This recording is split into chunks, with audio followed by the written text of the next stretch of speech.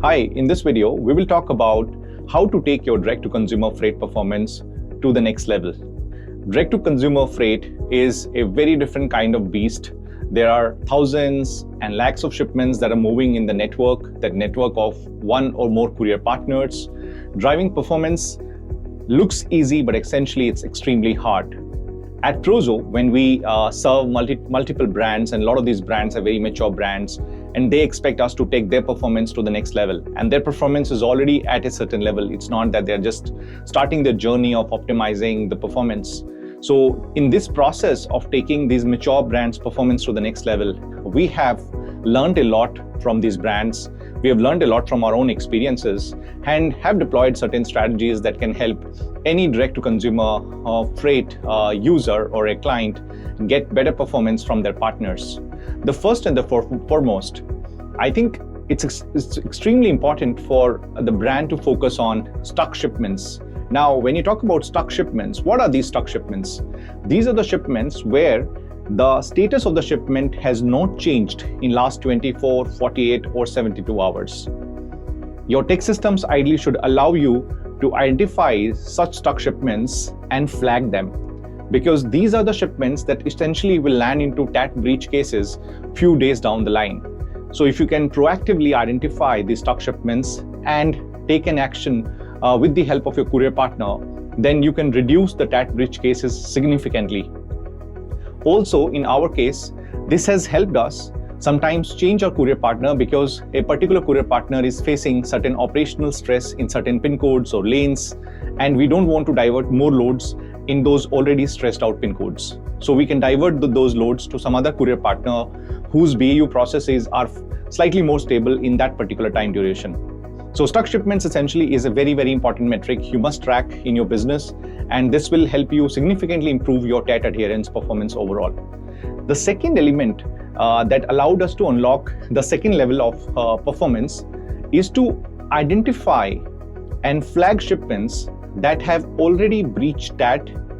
Sometimes they have breached not just TAT, but also they are lying within TAT +3 zone or TAT +7 days zone, and the 3 reattempts have yet not happened.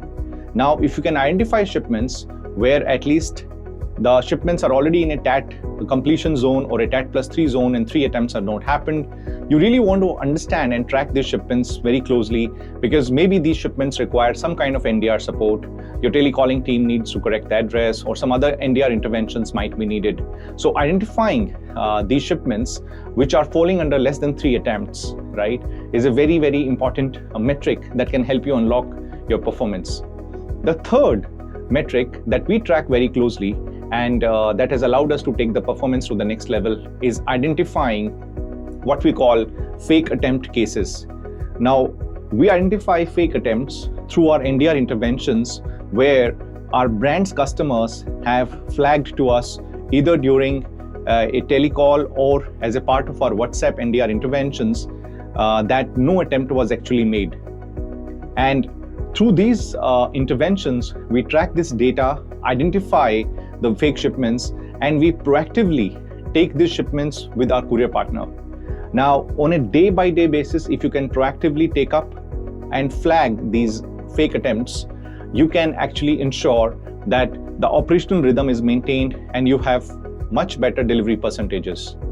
The fourth intervention that we do at Prozo is identifying shipments which were RTO'd within 24 hours of failed delivery in case of first attempt or second attempt, right? So these are the shipments where the attempts were not complete, all the 3 attempts were not made, and the shipments were RTO'd within 24 hours of failed delivery. Thus, we or our brand partner did not get a chance to do NDR intervention on these shipments. Now, this is extremely important for us because the idea of sending out a shipment is to deliver the shipment and realize that invoice value on behalf of our brands. Now, in these use cases, we identified that if you proactively go to our courier partners and tell them that, yes, hey, this kind of event is happening, X number of shipments are being RTO'd within 24 hours of failed delivery attempt, or whether it's a first attempt or second attempt, we have seen a significant improvement by our courier partners, and they're ensuring that the shipments go through the entire life cycle of 3 attempts, and enough time is given to us or our brand partner to do those NDR interventions. So this is another lever that has helped us unlock the performance quite a lot.